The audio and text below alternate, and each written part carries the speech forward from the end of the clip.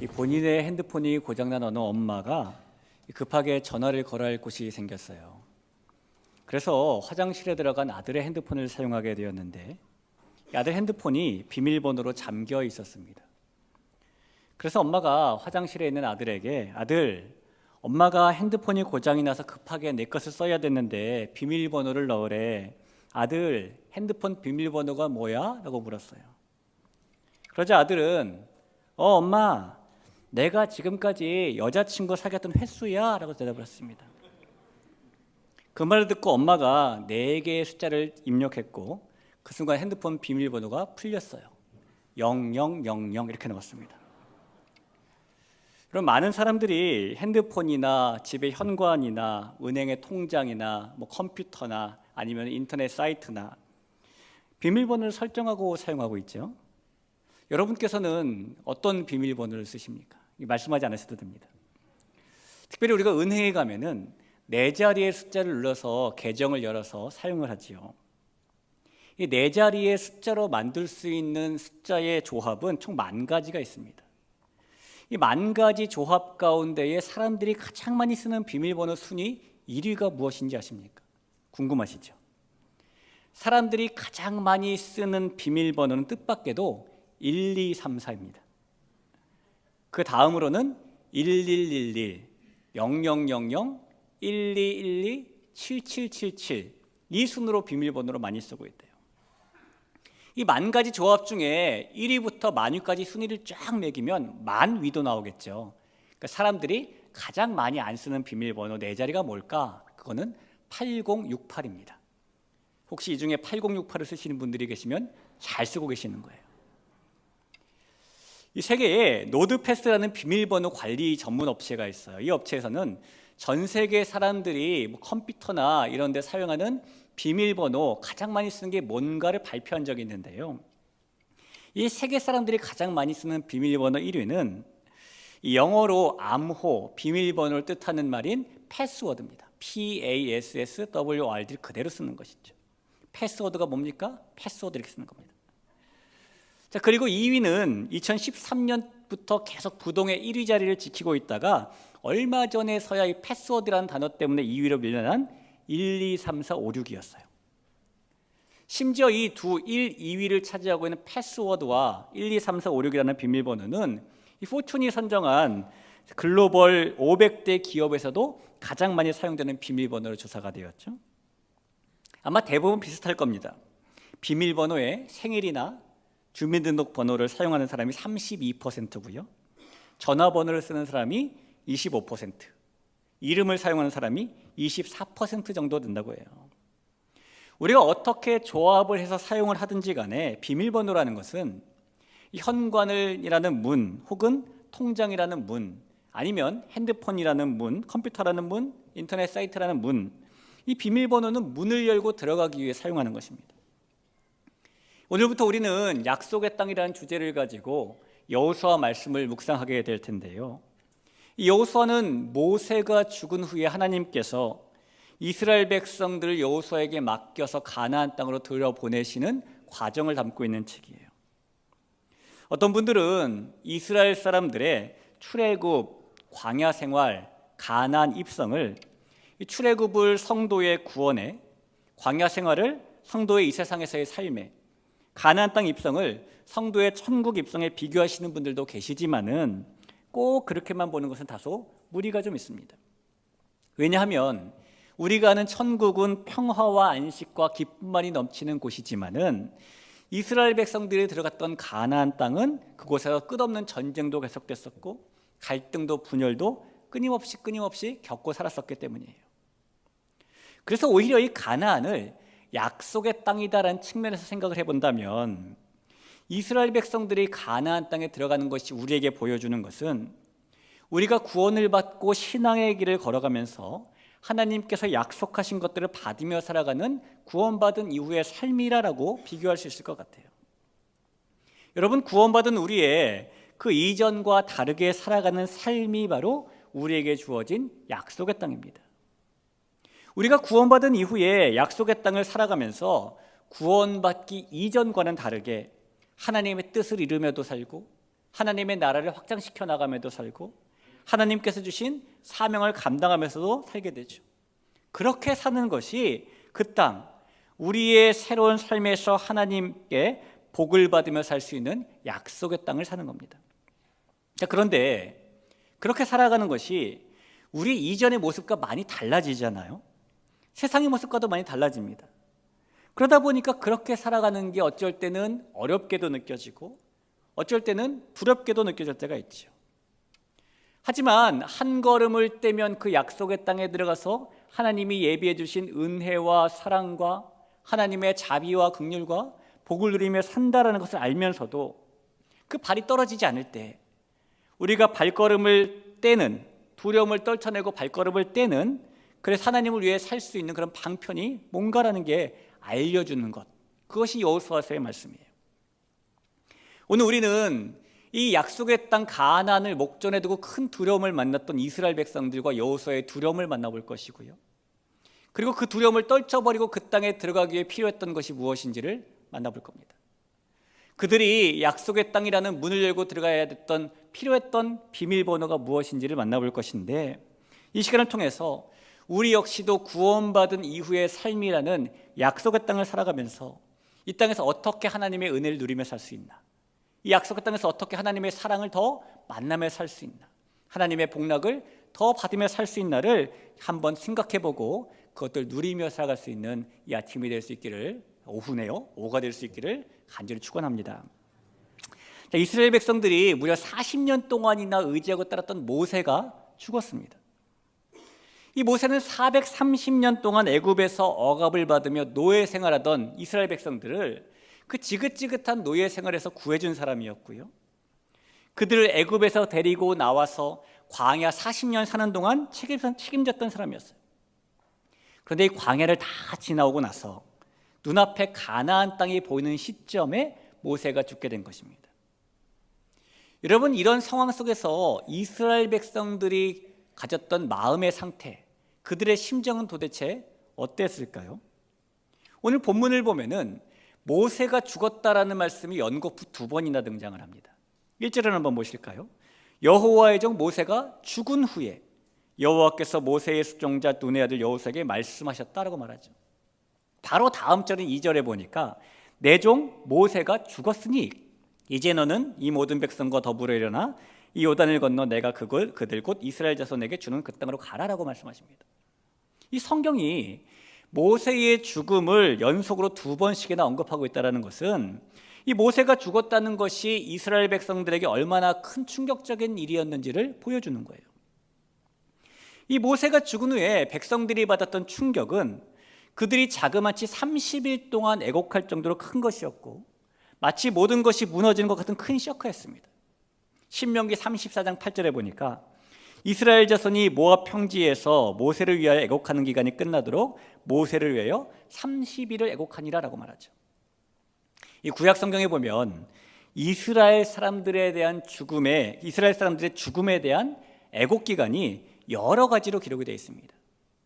주로 애굽에 살았을 때는 애곡 기간이 길기도 하고요, 그러나 전통적으로 이 야곱의 경우나 사울 왕의 경우를 보면은 이스라엘에선 누군가가 죽었을 때 애곡하는 기간은 7일 정도가 되었어요.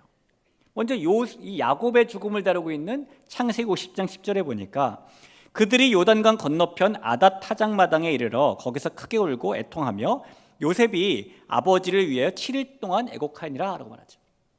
이번엔 사울왕의 죽음의 장면을 보면 사무엘상 31장입니다. 그의 뼈를 가져다가 야베스 에셀 나무 아래에 장사하고 7일 동안 금식하였더라라고 말하죠. 일반적으로 7일 정도 애곡하는 겁니다. 그런데 모세가 죽은 후에는 이스라엘 백성들이 며칠을요? 30일을 애곡했대요. 유대 역사가인 요세푸스에 따르면은 누군가가 죽었을 때에 일반적으로 7일을 애곡하는데 7일을 넘어서 30일을 애곡하는 경우도 있대요. 그런데 30일을 애곡하는 일은 아무나 할 수 있는 일이 아니었습니다. 남달리 지혜로운 인물이나 혹은 이 고인과 아주 가까운 친족이나 혹은 이 고인과 아주 막역한 친구 사이인 사람들만 30일 동안 애곡할 수 있었어요. 따라서 요세푸스의 기록을 근거로 해서 우리가 이스라엘 백성들이 이 모세의 죽음에 30일을 애곡했다는 것을 한번 바라본다면 그만큼 이 백성들에게 모세는 아주 가까운 친족처럼 느껴지는 사람이었고 그만큼 이 모세는 백성들에게 누구보다 막역한 친구처럼 느껴지는 존재였다는 것이죠. 그러니 30일 동안 애곡한 것입니다. 그런 모세의 죽음이 이스라엘 백성들에게 어떤 충격을 줬는지는 우리가 조금은 상상할 수 있을 겁니다. 이 백성들은 애굽에서도 광야에서도 지금까지 자신들이 온갖 어려운 일을 만날 때마다 모세를 통해서 문제를 해결함 받았어요. 그런데 그렇게 의지했던 모세가 지금 눈앞에서 죽었으니 이 백성들에게는 우리가 앞으로 어떻게 살까? 이제 어떻게 해야 되나? 이런 두려움이 당연히 찾아왔겠죠. 그것도 약속의 땅이라는 가나안을 눈앞에 두고 죽었으니 백성들이 느꼈던 상실감은 더 컸을 겁니다. 여러분, 우리도 살다 보면 의지했던 사람을 한순간에 잃어버리게 된다던가 믿었던 그 무엇, 건강이든 재물이든 친구든 그런 대상들이 어느 순간에 갑자기 사라지는 때를 만나기도 합니다. 그럴 때 우리도 동일한 마음이 들죠. 앞으로 어떻게 해야 되나? 이제 나는 어떻게 살아가야 되나? 많은 근심과 걱정이 우리를 찾아옵니다. 아마 우리는 한 번쯤은 다 그런 상실감을 만나봤을 거예요. 이 미국의 호스피스 운동을 정착시키면서 현재는 이 슬픔과 상실에 대해서는 세계 최고 전문가다라고 손꼽히는 데이빗 캐슬러라는 사람이 있는데요. 이 사람은 사람이 사랑하고 의지했던 사람을 잃어버렸을 때에 그 상실을 받아들이는 일은 총 6단계에 걸쳐서 진행된다고 주장을 해요. 첫 번째 단계가 뭐냐면 사랑하고 의지했던 사람이 사라졌다는 것에 사실을 부정하는 단계입니다. 아니야 막 그러는 거죠. 두 번째 단계는 그 사람이 존재하지 않는다는 것에 대해서 분노를 느끼는 단계입니다. 세 번째 단계는 만약 그때 그랬더라면 이라는 가정을 하는 단계이고요. 네 번째 단계는 지나간 일에 대해서 후회를 하는 타협의 단계예요. 그리고 다섯 번째 단계는 상실에서 비롯된 슬픔으로 우울에 빠지는 단계이고요. 마지막 여섯 번째 단계가 이 상실을 현실로 인지해서 수용하고 이 고인이 없어진 것에 대한 죽음의 의미를 발견하면서 고통을 극복해내고 남은 자신의 삶도 치유되는 단계랍니다. 여러분, 이런 설명들을 보면은 사람이 가지는 상실감이라는 것은, 슬픔이라는 것은 한두 단계도 아니고 무려 6단계를 거쳐야 극복이 될 정도로 사랑하고 의지했던 대상이 한순간에 사라지는 것은 큰 슬픔과 큰 충격의 일이라는 것이죠. 우리가 의지하던 대상을 상실하고 만났던 그 두려움, 그것을 지금 이스라엘 백성들도 만났고 여호수아도 만났다는 거예요. 특히 여호수아에게는 그 슬픔과 상실감이 더 컸을 겁니다. 왜냐하면 하나님께서 여호수아에게 네가 바로 그 모세의 뒤를 이어가야 된다라고 말씀하셨기 때문이죠. 오늘 우리가 9절의 본문 말씀을 읽었는데요, 이 짧은 9절의 말씀 가운데에 하나님께서 여호수아에게 강하고 담대하라라는 말씀을 총 몇 번 하는지 아십니까? 3번씩이나 하십니다. 6절을 한번 볼까요? 강하고 담대하라, 너는 내가 그들의 조상에게 맹세하여 그들에게 주리라 한 땅을 이 백성에게 차지하게 하리라. 한 번만 말씀하면 좋을 것 같은데 7절에서 또 말씀하세요. 오직 강하고 극히 담대하여 나의 종 모세가 내게 명령한 그 율법을 다 지켜 행하고 우러나 저러나 치우치지 말라. 그리하면 어디로 가든지 형통하리니. 이 정도면 됐나 싶은데 이번에 마지막 절인 9절에서 또 한 번 말씀하십니다. 내가 내게 명령한 것이 아니냐. 강하고 담대하라. 두려워하지 말며 놀라지 말라. 내가 어디로 가든지 내 하나님 여호와가 너와 함께 하느니라 하시니라. 여러분, 하나님께서 여호수아가 말귀를 못 알아듣는 사람도 아니고 한 번만 말씀하셔도 충분할 것 같은데 왜 굳이 강하고 담대하라는 말씀을 3번씩이나 하시는 걸까요?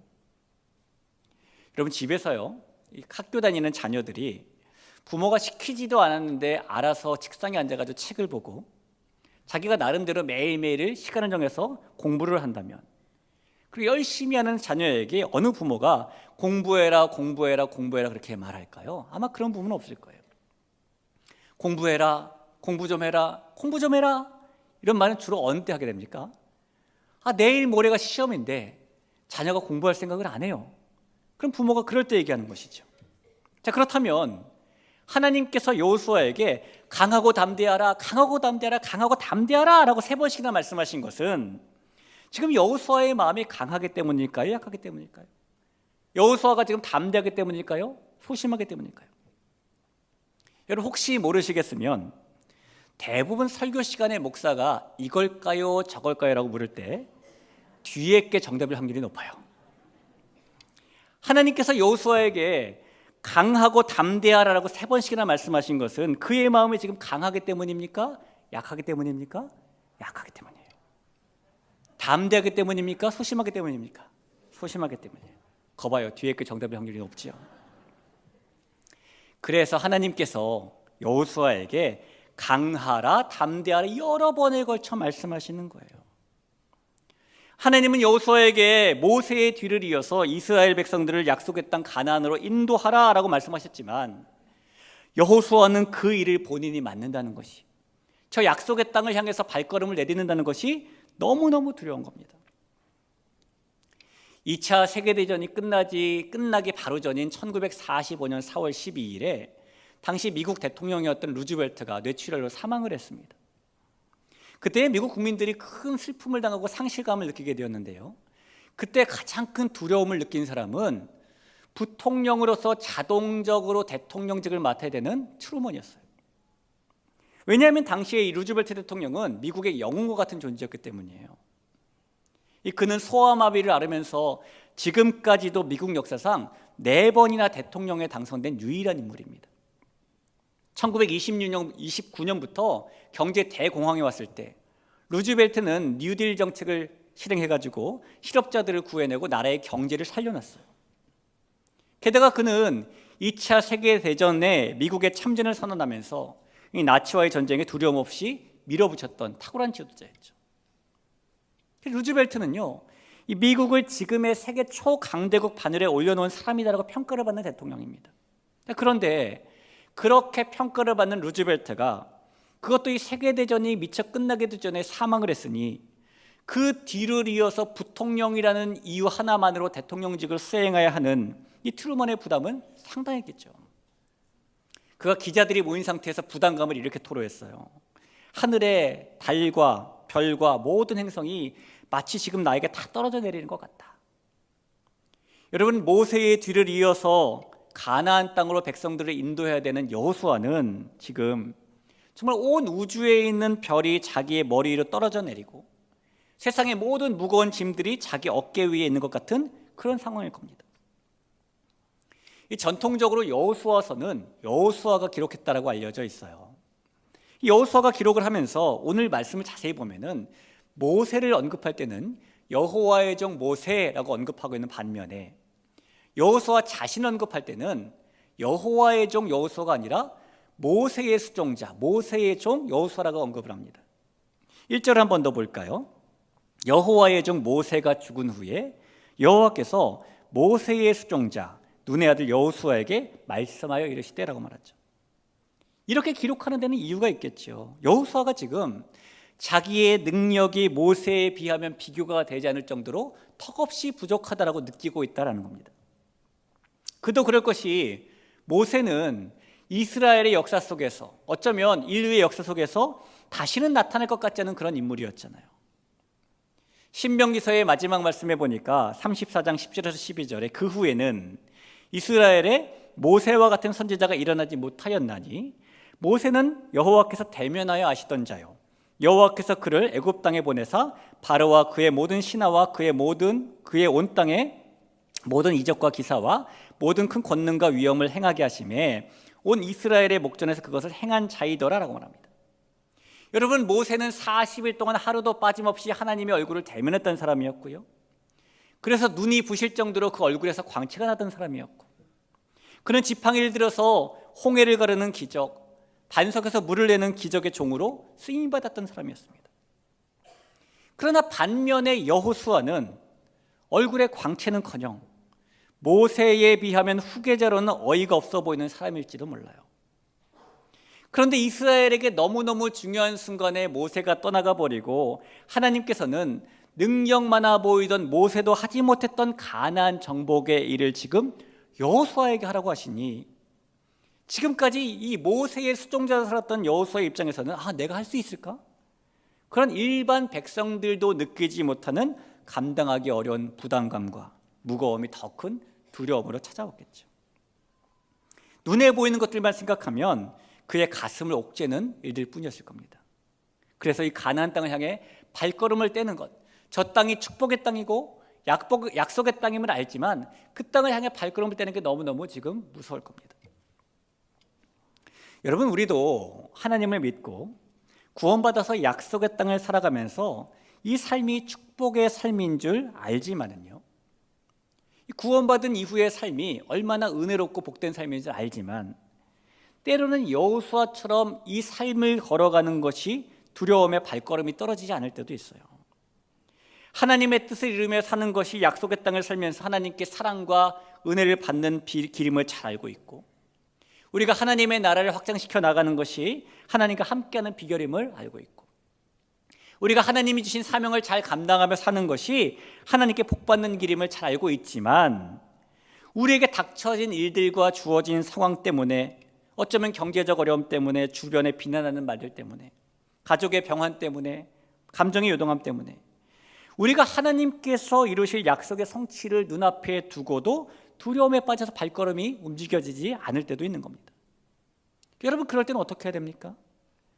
그런 두려움이 엄습할 때에 분명히 저곳이 은혜가 있는 곳이고 하나님의 복이 있는 곳이고 주님의 함께함이 있는 곳이다 라는 걸 알면서도 발걸음이 떨어지지 않을 때는 우리 눈앞에 있는 이 약속의 땅, 우리가 구원받고 살아가는 이 삶은 분명히 하나님께서 사랑과 은혜, 긍휼과 자비, 축복과 동행을 약속하신 땅이라는 것을 기억하는 거예요. 우리가 살아가는 구원받은 이후의 삶은 하나님의 그런 사랑과 은혜와 자비와 긍휼과 동행과 축복이 있는 약속의 땅이라는 것을 믿으시기를 축원합니다. 여호수아도 마찬가지였어요. 그런 두려움이 찾아왔을 때에 하나님께서는 그의 발걸음을 뗄 수 있도록 도와주시는데요, 그가 약속의 땅이라는 문을 열고 들어갈 수 있도록 그 땅의 비밀번호를 주님께서 오늘 알려주시게 됩니다. 하나님께서 여호수아에게 발걸음을 뗄 수 있는 방법으로 알려주신 첫 번째 비밀번호는 하나님께서 주신 약속을 믿으라라는 것이었어요. 하나님께서는 여호수아에게 먼저 모세에게 과거에 주셨던 약속을 상기시켜 주시죠. 3절을 볼까요? 내가 모세에게 말한 바와 같이 너희 발바닥으로 밟는 모든 곳은 모두 내가 너에게 주었노니라고 합니다. 여러분, 이 말씀을 가만히 보시면은 하나님께서 여호수아에게 하신 너희가 발바닥으로 밟는 곳은 내가 너에게 주었노니라는 말은 이 문법 구조상 시제가 맞지 않는 문장이죠. 왜냐하면 땅을 밟는 일은 앞으로 미래에 일어날 일입니다. 그러나 그 땅을 이미 과거에 주었노니라는 식으로 말하고 있기 때문이에요. 그런데 이 이스라엘 사람들의 말인 히브리어에서는요, 너무나 틀림없는 확실한 미래라는 것을 강조하고 싶을 때 이렇게 표현합니다. 그래서 이 말씀은 하나님께서 여호수아에게 지금 이렇게 말씀하시는 거예요. 네가 아직 그 땅을 밟진 않았지만 분명히 명확히 확실히 틀림없이 그 땅은 너의 땅이 될 거야 라고 지금 보증해 주시는 겁니다. 하나님께서는 여호수아에게 지금 네가 약속의 말씀을, 그 약속을 믿고 따르기만 하면 네가 아니라 내가 그렇게 되도록 해줄 것이다 라는 보증의 말씀을 해주고 계시는 것이죠. 또한 하나님께서는 약속을 상기시켜 주신 다음에 또 모세에게 그러셨던 것처럼 여호수아를 떠나지 않겠다는 말씀도 해 주셨어요. 5절을 볼까요? 내 평생에 너를 능히 대적할 자가 없으리니 내가 모세와 함께 있었던 것 같이 너와 함께 있을 것임이니라. 내가 너를 떠나지 아니하며 버리지 아니하리니. 여러분, 우리가 구원의 백성으로 이 땅을 살아가지만 살면서 이 세상에 얼마나 능력이 있고 강한 상대들, 넘지 못할 것 같은 산들을 많이 만나고 살아갑니까? 이 여호수아 눈앞에 있는 가나안에 사는 족속들, 정말 많은 훈련으로 훈련된 그런 군인들, 철병거를 가지고 있는 그 족속들, 얼마나 강해 보이는 상대였을까요? 그러나 여호수아가 자신은 흉내도 못 낼 것처럼 느끼고 있었던 모세의 그 위대한 능력들도 하나님께서 모세를 떠나지 않으셨기 때문에 능력이 될 수 있었던 것들이에요. 하나님께서 그런데 그 모세와 함께 계셨던 것처럼 여호수아에게도 함께 계시겠다고 약속해 주시는 겁니다. 여호수아가 이스라엘 백성들을 이끌고 가나안 땅을 정복하는 일을 자기가 해야 될 일이라고 생각한다면 당연히 두렵고 밤잠이 안 올 만한 일이겠죠. 그러나 하나님께서 이루실 약속이라고 그가 믿고 나아간다면 여호수아는 그저 하나님의 종으로 하나님께서 떠나시지 않는다는 약속을 붙잡고 나아가기만 하면 되는 거예요. 여러분, 우리는 믿음의 길을 걸어가면서 철병거를 만날 때마다 어찌할 수 없다라고 생각을 합니다. 그러나 그 철병거를 제거할 수 있으신 분께서 우리를 떠나지 않는다라고 말씀하세요. 우리가 구원받은 백성으로 살아가지만 여전히 동일하게 우리 몸에 발생하는 수많은 질병이나 암담한 현실을 어찌할 수 없습니다. 그러나 그 모든 것들을 사라지게 할 수 있는 분께서 우리를 떠나지 않는다라고 말씀하시는 거예요. 우리 마음에 믿음을 가지고 사는 구원의 백성에도 불구하고 헛헛함과 피폐함과 외로움과 우울함, 삶의 의미에 대한 고민하는 심정을 우리는 어쩔 수 없어요. 그러나 그 마음을 창조하신 분께서, 우리에게 삶의 의미를 주시는 분께서 내가 너를 떠나지 않겠다라고 약속하시는 겁니다. 사랑하는 대길의 성도 여러분, 우리가 하나님께서 원하시는 이 길을 걸으면서 구원받은 백성으로 약속의 땅을 살아가면서 때로 두려움을 만날 때마다 하나님께서 주신 약속을 믿고 따르기만 하면 하나님께서 우리가 살아갈 약속의 땅에서 복락을 얻게 해주심을 믿으시기를 바랍니다. 내가 너의 삶이 은혜로 덮이도록 해줄 것이다. 내가 너의 길이 복락으로 가득하도록 해줄 것이다. 내가 너의 인생의 응답과 회복이 넘치도록 해줄 것이다. 하나님이 주신 그 약속을 믿는 것, 그렇게 이루실 것을 확신하는 것이 우리에게 주어진 약속의 땅을 향해 발걸음을 뗄 수 있는, 그 땅의 문을 열 수 있는 첫 번째 비밀번호임을 기억하고 하나님이 주시는 은혜의 땅을 밟으며 살아갈 수 있는 우리 모두가 될 수 있기를 간절히 소원합니다. 자, 하나님께서 여호수아에게 알려주신 첫 번째 이 발걸음을 뗄 수 있는, 약속의 땅의 문을 열 수 있는 비밀번호는 약속을 믿는 거였어요. 두 번째 비밀번호도 알려주시는데, 주님이 알려주신 두 번째 비밀번호는 말씀을 붙잡으라는 겁니다.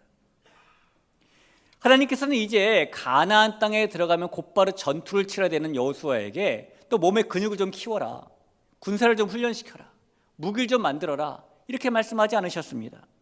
하나님께서는 그런 여호수아에게 말씀을 붙잡아라라고 말씀하셨어요. 오늘 7절과 8절 한번 볼까요? 이 말씀이 좀 길지만 우리 같이 한번 소리내서 한번 읽어보겠습니다. 자, 읽어볼까요? 시작. 오직 강하고 극히 담대하여 나의 종 모세가 내게 명령한 그 율법을 다 지켜 행하고 우로나 좌로나 치우치지 말라. 그리하면 어디로 가든지 형통하리니 이 율법책을 내 입에서 떠나지 말게 하며 주야로 그것을 묵상하여 그 안에 기록된 대로 다 지켜 행하라. 그리하면 내 길이 평탄하게 될 것이며 내가 형통하리라. 아멘. 우리는 살면서 이럴 때는 이렇게 해야 돼, 그럴 때는 그렇게 해야 돼 라는 삶의 지식과 경험과 방법을 축적한 채 살아가죠. 그러다 보니 어떤 일에 대해서는 그 일은 그렇게 하면 안 돼, 저 일은 안 되는 일이라는 판단도 내리며 살아갑니다. 물론 그런 판단이 우리의 삶에 필요합니다. 그러나 그런 판단의 모습이 신앙의 길에서 나타날 때에, 그런 신앙의 길에서는요, 축적된 지식과 경험과 방법으로 진단해 내리는 판단이 항상 옳다라고만 말할 수는 없어요. 때로는 우리의 판단이 오히려 우리를 두려움에 빠지게도 하기 때문입니다. 우리가 신앙의 길, 구원받은 백성으로서의 약속의 땅에서의 삶을 살아가면서 스스로 판단하고 말아버리는 장애물을 만나게 된다면 우리는 스스로 연약함을 보면서 어쩌면 하나님마저도 계시지 않는 것처럼 생각하는 위기를 만날 때도 있고요, 우리에게 아무데도 기댈 곳이 없다, 도와주리가 아무도 없다라는 착각에 빠지기도 하고요. 바로 그럴 때 여호수아가 만났던 두려움이 우리를 엄습하게 되는 겁니다. 그리고 그런 주어진 극한의 상황 때문에 혹은 주변의 속삭임 때문에 두려움에 빠지게 되면은 우리의 믿음이 막 좌우로 흔들리게 되죠. 그리고 흔들릴 때는 어떻게 됩니까? 뭔가를 꽉 붙잡아야 되잖아요. 그렇게 우리의 믿음이 흔들릴 때에 우리에게 필요한 것은 하나님의 말씀을 붙잡는 견실함이에요. 우리에게 주어진 약속의 땅, 믿음의 삶을 살아갈 때에 두려움을 느낀다는 것은 어쩌면 우리가 하나님의 말씀을 붙잡지 않고 자기의 생각에만 빠져있기 때문이기도 하죠. 설령 우리의 믿음의 길에 악한 일이 일어나고 잘못된 일이 일어난다 할지라도 우리는 풀은 마르고 꽃은 시들지만 영원히 변하지 않는 하나님의 말씀을 붙잡고 좌우로 흔들리지 말아야 할 것임을 믿으시기를 바라요. 그 말씀을 붙잡을 때 흔들리지 않을 수 있습니다. 자, 그럼 여러분, 말씀을 붙잡는다는 것은 어떻게 하는 것일까요? 우리가 성경책을 손에서 떼지 않으면 말씀을 붙잡는 것일까요? 아니면은 우리가 핸드폰을 항상 바탕화면에다가 성경 앱을 깔아놓으면 붙잡는 것일까요? 오늘 8절 말씀이 말씀을 붙잡는다는 게 무엇인지 우리에게 설명해 줍니다. 이 율법책을 내 입에서 떠나지 말게 하며 주야로 그것을 묵상하여 그 안에 기록된 대로 다 지켜 행하라. 그리하면 내 길이 평탄하게 될 것이며 내가 형통하리라. 우리가 말씀을 붙잡는다는 것은 먼저 율법책을 입에서 떠나지 않게 하는 거랍니다. 하나님께서 이 여호수아에게 말씀하신 율법책이라는 것은 당시까지 있었던 창세기부터 신명기까지 토라를 말해요. 그리고 이 책에는 하나님께서 행하신 일들이 계속 기록되어 있습니다. 그러니 이 율법책을 입에서 떠나지 말게 하라라는 말은 하나님께서 행하신 일을 계속 읽고 들어서 하나님이 어떤 분이신지를 계속 기억하라라는 말이에요. 우리가 하나님이 어떤 분이신지를 계속해서 알아가는 것, 그것이 말씀을 붙잡는 겁니다. 또한 우리가 말씀을 붙잡는다는 것은 주야로 그것을 묵상하는 거래요. 여러분, 묵상이 뭔지 다 아시죠? 흔히 그렇게 이야기하잖아요. 소가 여물을 먹은 다음에 되새김질 하듯이 들은 말씀, 읽은 말씀을 계속 곱씹고 또 곱씹는 것이라고 말을 합니다. 이 묵상을 영어로 메디테이션이라고 말하는데, 이 많은 영어 단어들이 라틴어 단어들에서 파생된 경우가 많아요. 이 메디테이션, 묵상이라는 말도 메디켈루스라는 라틴어에서 파생되었습니다. 근데 메디켈루스라는 라틴어에서 메디테이션, 묵상이라는 단어 외에 또 하나의 단어가 파생된 게 있는데 그게 뭐냐면 우리가 잘 아는 메디신, 약이라는 단어예요. 그래서 이 어원적인 의미를 따져본다면 묵상에는 이런 의미도 있는 것이죠. 마치 우리가 약을 먹고 그 약이 우리 몸속에 들어가 퍼져가지고 약효를 내는 것처럼 하나님의 말씀 하나하나가 우리 속에 들어와서 심령에 새겨지고 우리의 삶에 퍼져가지고 살아있도록 하는 것, 이게 묵상하는 겁니다. 그렇게 하기 위해서 말씀을 신명기에 있는 말씀대로 앉았을 때나 길을 갈 때나 누워있을 때나 일어날 때나 생각하고 또 생각하는 것, 곱씹고 또 곱씹는 것, 그것이 말씀을 붙잡는 거랍니다. 또한 우리가 말씀을 붙잡는다는 것은 그것을 기록된 대로 다 지켜 행하는 것이다라고 말하죠. 여러분, 지켜 행하기 위해서는요, 그 말씀을 의심하지 않고 받아들이는 믿음이 있어야 그게 가능하죠. 그래서 그렇게 의심하지 않고 받아들이는 믿음을 가지는 것이 말씀을 붙잡는 것입니다. 여호수아는 하나님의 말씀을 입에서 떠나지 않게 주야로 묵상, 그대로 따르는 것, 다시 말하면 하나님이 어떤 분이신지 날마다 기억하고 하나님의 말씀을 곱씹고 또 곱씹고 하나님의 그 말씀을 의심하지 않고 받아들이는 믿음으로 그렇게 말씀을 붙잡음으로 위대하게 봤던 모세도 해내지 못했던 약속의 땅 가나안 정복을 해내고 마는 거예요. 우리 귀한 대길교회 성도 여러분, 우리가 살아가는 이 구원받은 백성으로서의 삶, 약속의 땅을 살아가는 우리의 믿음의 길 가운데에 때로는 두려움이 일어나서 발걸음이 떨어지지 않고 그래서 우리의 믿음이 흔들릴 때가 있다면 그 두려움을 제거하고 견실해질 수 있는 유일한 방법은 하나님 주신 말씀을 붙잡는 겁니다. 하나님께서는 제대로 교육받아 본 적도 없고 애굽에서 430년 동안 대대로 노예 생활을 하다가 광야에서 40년을 산 것뿐인 이스라엘 백성들의 여호수아를 가나안 입구까지 데려오셨어요. 당시 가장 뛰어난 기술과 무기로 무장하고 있던 가나안 족속들을 다 쫓아내고 그 약속의 땅을 찾아라고 말씀하십니다. 여호수아와 이스라엘 백성들에게 가나안 땅은 이제 들어가서 하나님의 뜻을 이루고 들어가서 하나님의 나라를 확장하고 들어가서 하나님이 주신 사명을 감당해야 될 그런 약속의 땅이었죠. 여러분, 우리는 하나님의 자녀가 된 그 순간부터 하나님의 뜻을 이루고 하나님의 나라를 확장시키고 하나님이 주신 사명을 감당하며 살아가야 될 약속의 땅에 들어가 살게 됩니다.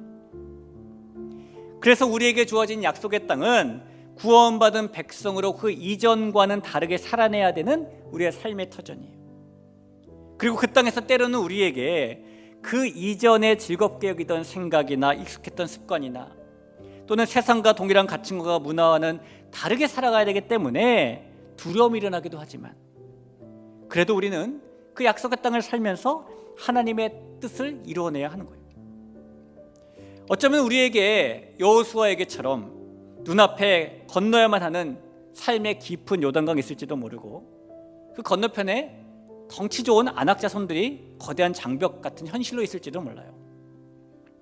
하나님께서 우리에게 약속의 땅을 살게 하셨다라는 것, 하나님께서 우리를 떠나지 않는다라는 것, 주님이 우리에게 약속을 주셨다라는 것을 믿고 그 말씀을 붙잡고 나아가면 우리의 발걸음은 떨어질 줄로 믿습니다. 저곳에 은혜가 있고 저곳에 축복이 있고 저곳에 하나님의 함께함이 계시다면 우리가 두려움을 떨쳐내고 우리의 발걸음을 그곳으로 옮기는 것이 필요한데요. 그것이 우리가 살아내야 될 약속의 땅에서 복을 받고 살 수 있는 비결이기 때문이죠. 여러분, 하나님께서 우리에게 그 땅에 들어갈 수 있는, 그 땅의 문을 열 수 있는, 우리의 두려움을 떨치고 발걸음을 뗄 수 있는 그 비밀번호를 알려주셨어요. 알면 누리면 되는 거 아니겠습니까? 우리가 약속을 붙잡고 약속을 믿고 또 그 말씀을 붙잡고 그 말씀을 믿고 이 방법으로 하나님은 우리의 발걸음이 분명히 떨어진다라고 말씀하십니다. 그 땅에 들어가 살 수 있게 된다고 말씀하시고, 우리가 주님이 주시는 은혜와 사랑과 하나님의 자비와 긍휼과 함께하심과 축복을 누리며 살아간대요. 이 약속의 땅을 살아가는 우리 대길교회 모든 성도 여러분, 하나님이 주시는 이 놀랍도록 크신 복락들 누리며 살아갈 수 있기를 간절히 소원합니다. 우리 그런 마음 가지고 같이 찬양하죠. 찬양할 때에 하나님의 약속이란 찬양 같이 한번 고백할까요? 여호와는 너에게 복을 주시기를 원하며 너를 지키시기를 원하시며, 여호와는 그 얼굴을 너를 향하여 드사 은혜와 평강 주시기 원하노라. 여호와는 너에게 복을 주시기를 원하며 너를 지키시기를 원하시며,